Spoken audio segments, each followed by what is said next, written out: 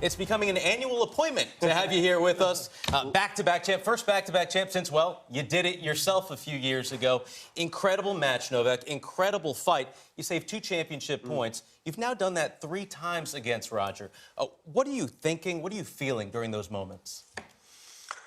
Well, it was a bit of flashback from US Open, especially the 2011, that match when I was 2 match points down in the 5th set.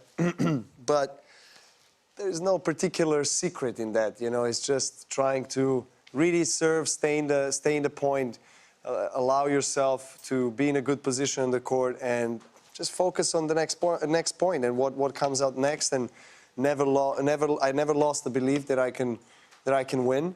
And I promised myself before coming onto a court that I'll stay composed, that I'll stay calm, regardless of what happens on and off the court. I kind of knew and predicted in a way that the atmosphere will be as it was, and that, you know, he'll have more crowd on his side. And but at the same time, you know, I managed to find, I guess, my best game when it mattered the most.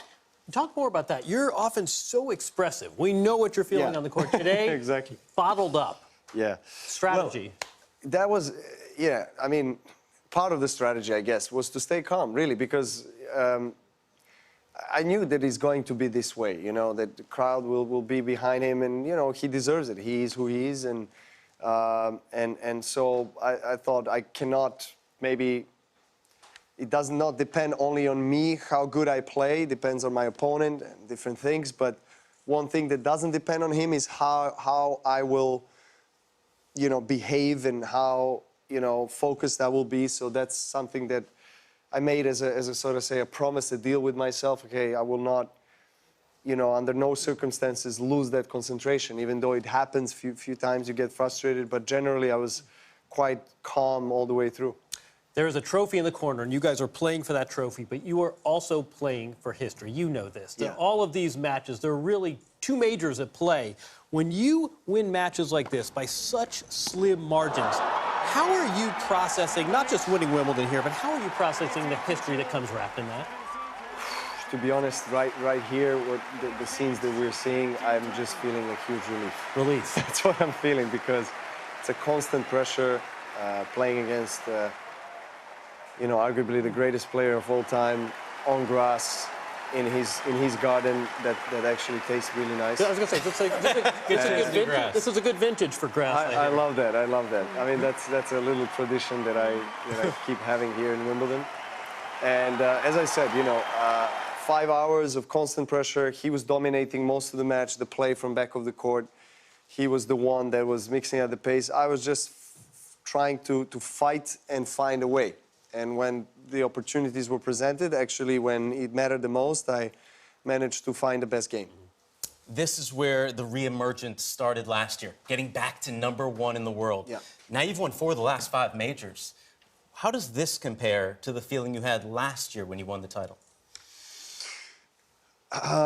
Last year, I was maybe also a little bit surprised, you know, because I'm always confident in myself, in my skills, in my efforts, that I can actually win every slam. But last year, being out of top 10 and, you know, struggling with an injury recovery, you know, it took me time to really build my game up and also bring back the confidence that it's needed, you know, to win the slams. So every year is different. Every win is special, and this one is extra special because I won against one of my greatest opponents, and in a fashion that will be very memorable. I think a lot of people think of you as a trailblazer, yes, in terms of tennis, but also in terms of the way you talk about mental strength, mental fitness, mental awareness. What did you learn about yourself today? Well, I learned that if you truly make something very important in your mind and you dedicate yourself to it, whatever that is, you know, regardless of the circumstances, you can achieve what you previously agreed with yourself. And I think that's something that I'm the most proud of today. It's the mental strength and the ability to find way to win this kind of match, even though when I was 2 match points down. I think that I could have, tennis-wise, could have played better, but credit to him for playing really well.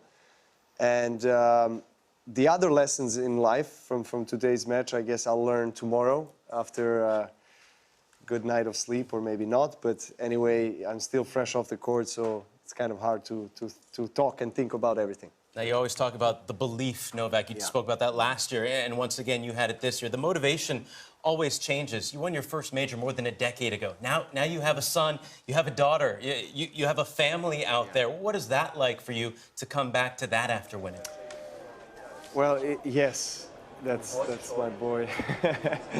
We had the little chat. He was like, I want to stay here with you. And I said, well, it's pretty late. He's been waiting for the entire day to eventually come to the center court and celebrate the win. And that's what happened. And we did that last year as well. Well, I mean, being a father, there's nothing that compares to that. I mean, I love tennis, and this is obviously something that means a lot to me. I'm dedicated as anybody else, but being a father and a husband is unlike anything else in life, and I need to have their support. I need to have the balance between the private professional life in order for me to still keep on doing what I'm doing. If you're one of us, if your job is to tell the story of tennis, spin the Novak Djokovic story forward. Where do we go from here? How do you see this playing out? The only way is up, as they say, right? So that's what I'm aiming for. History is on the line. Grand Slams are the priority at this stage of my career, without a doubt, and historic #1, which is not so far away.